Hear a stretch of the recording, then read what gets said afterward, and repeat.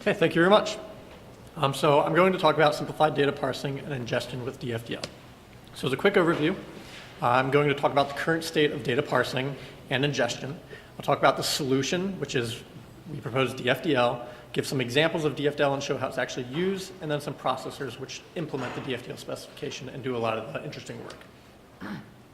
So the current state, say you have a bunch of file formats. Some of it may be legacy data, some of it may come from sensors, some may be commercial or scientific data.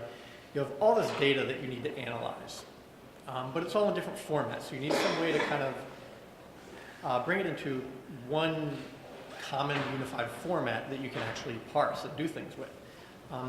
So currently, what you generally do is you'll write a parser. You write it in C or Java or maybe R or something like that.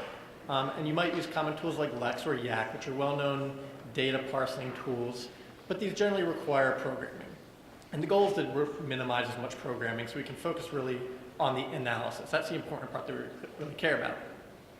But a lot of these tools like Lex and Yak and the Java equivalents don't work very well with legacy file formats. They might have big endian or little endian issues, or maybe they have packed decimal, all these kind of historic data formats. Make things really difficult for modern tools. Additionally, these modern tools generally only work with one thing. They'll only work with text or they'll only work with binary. So you have to have different tools for different formats, which is just more complication. And the core of the issue is that these are prescriptive tools. They don't describe the data, they describe how to get the data into something you want. And that's great, but that means you have to do something completely different for every different file format.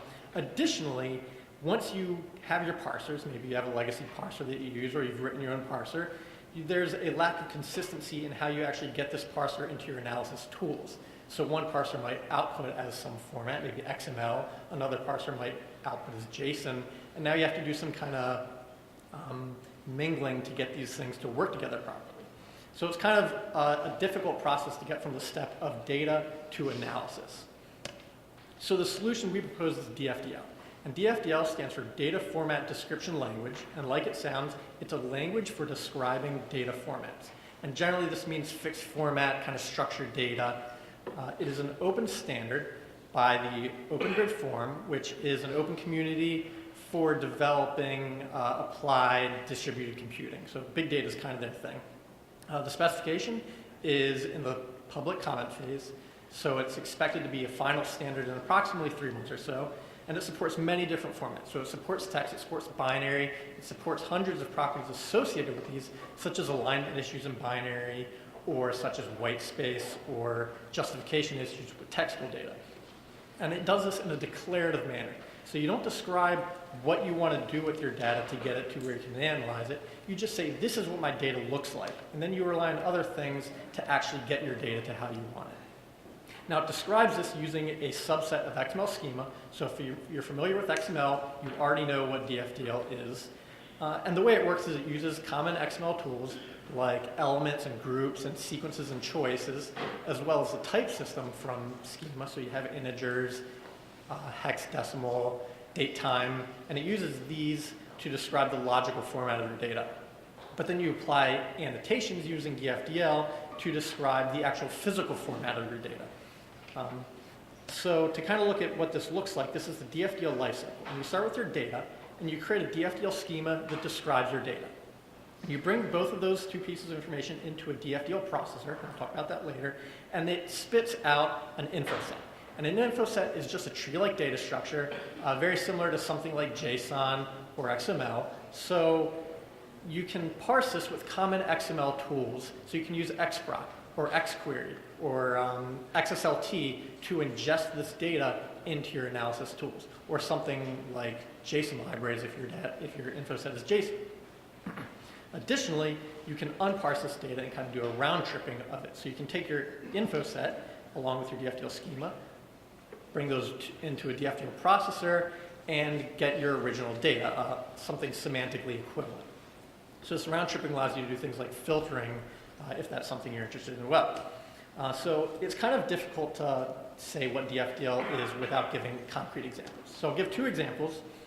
The first of which is textual data, which is comma separated values. It's ASCII, it's tabular data, where the rows are separated by new lines, and the fields within the rows are separated by commas.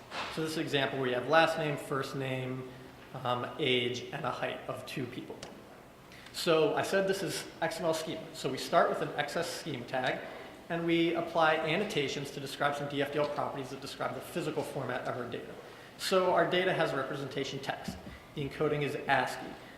You can say the length kind is delimited because we have all these delimiters, new lines and commas. Additionally, DFDL has properties such as escape schemes. So you can say double quotes will make a comma not appear as a delimiter, and it's just part of your actual field.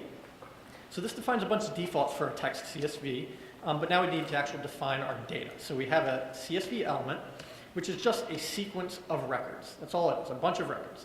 But now, and this describes our logical format of our data. So to describe the physical format, we apply some new DFDL properties. So we say the DFDL separator is a new line, and its position is postfix. So the new line comes at the end of your record. And additionally, we can use XS max occurs unbounded to say a record can occur as many times as you want. So we've described each row in our CSV file. Now we need to describe the items inside each row. And we can say a record is just made up of a sequence of item elements, which are strings. And just like before, we have to supply DFDL properties. Separator is comma. The position is in between the elements, so it's infix. And this allows us to describe the physical property of each element. And again, we can supply max occurs equals unbounded because we can have as many items as we like. And this is really all you need to describe a textual data in CSV. And you can kind of follow this little life cycle, and you get an info set that looks like a tree. CSV, 2 records, and each record has multiple items. So let's go through this process again with binary data to see how the two differ. So we're going to look at a PCAP file, which is, if you're familiar with Wireshark or TCP-Tump, this is the output of network packet captures. So it's all the little packets that are going across your wire. So a PCAP file has a global header, and then it has multiple packets, and each packet has an individual header and data. Now, some interesting things about this PCAP file is it can have variable endianness. So it could be big endian or it could be little endian. Additionally, the packet data is variable length. So how do we deal with these variable issues in file formats?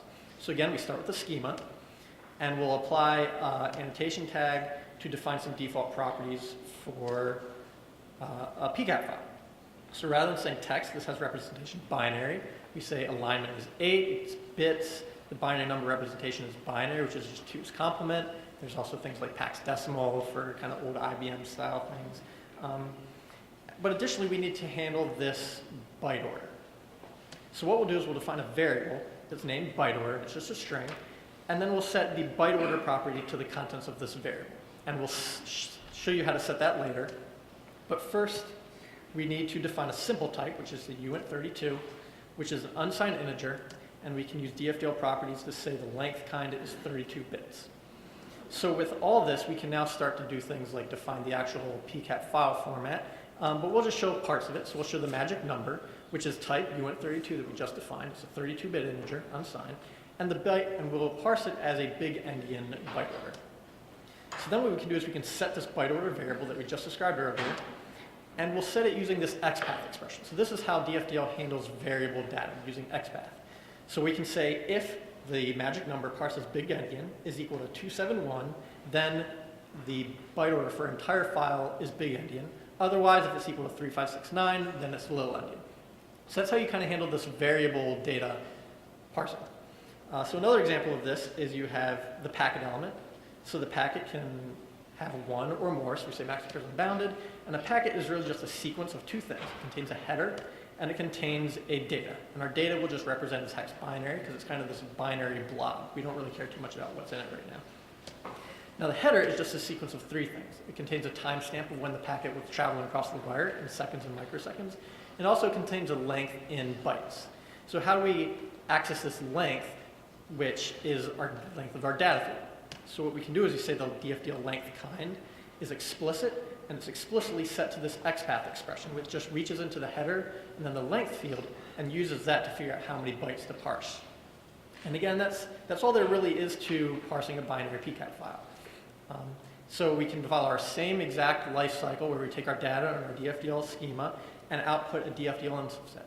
And you'll notice that even though we had text and binary, two completely different formats, the schema looks kind of similar, and the output also looks very similar. They're both tree-like data structures with headers and packets and items and elements and things like that. So it makes ingestion very easy. You can use the same tools to ingest these two completely different file formats into your analytic tools. You can use XProc and XPath and things like that. In addition to CSV and PCAP files, we've also modeled numerous files. Some of you may be familiar with these. We have HL7, which is a healthcare-related file, IBM 4690, which is a point-of-sale transaction log file format. NACHA and ISO 8583 are both financial transaction credit card-related data. EDIFACT is a United Nations communication format. PCAP I just described. IMF is internet message format, so if you send an email, you're using the IMF format. So we've shown that all these have been parsed, and these are all available on GitHub if you'd like to take a look at them.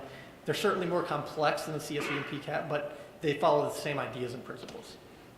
So now that we've defined all these DFDL schemas, we need something to actually do something with them. We have to parse some data and get this info set. And the things that do that are DFDL processors. And right now there are two DFDL processors. The first I'll talk about is Daffodil, and it's an open source tool. It's under the University of Illinois NCSA open source license, which is kind of a hybrid between the MIT and 3-clause BSD. So it's very unrestricted. You can do a lot with it. And it's hosted by the University of Illinois National Center for Supercomputing Applications. It actually started as a research project at the University of Illinois, and then eventually Tresys Technology took over primary development of this tool, and we continue that today. It's developed in the Scala programming language, which is a object-oriented language kind of mixed with functional. So you get a lot of the reuse of object-oriented programming and the correctness, kind of provability issues of functional programming. So it's really fast to develop, and we're pretty confident that we have things correct because of that. Development is ongoing. We currently support most of the parsing features, and we don't support unparsing, but that's expected to complete by the end of the year. We're also focusing on performance, so we can really do these big terabyte style kind of formats that we'd like to eventually complete. Additionally, the other processor is called IBM DFDL, and as the name suggests, it's created by IBM. It's not open source, but it's quite powerful. It's designed to be embeddable or standalone, so if you have existing IBM tools, it can integrate very nicely with those, or you can use it standalone for your own needs. It includes a parser and unparser, both of which are written in Java and C, so it's very flexible as far as that goes, and it makes SAC-style events so that you can integrate it into JSON or XML or whatever works best for integrating in your analytic solution. It also includes an Eclipse-based tool, so it has this GUI, and you can kind of drag and drop to create your DFDL schemas. You can also debug schemas when things go wrong, and you can easily create schemas very nicely. So it's a very powerful tool to use. So to kind of wrap things up, DFDL is a new specification, very close to nearing standardization. We have shown that we can describe many different file formats, both text and binary. There are two DFDL processors, both of which are being highly developed and are making great strides. And the output of these processors in the DFDL specification is a very easily ingestible tree-like structure that's very flexible. So with this, it makes the step from growing from your raw data, from your sensors, to analytics much easier. So with that, thank you very much.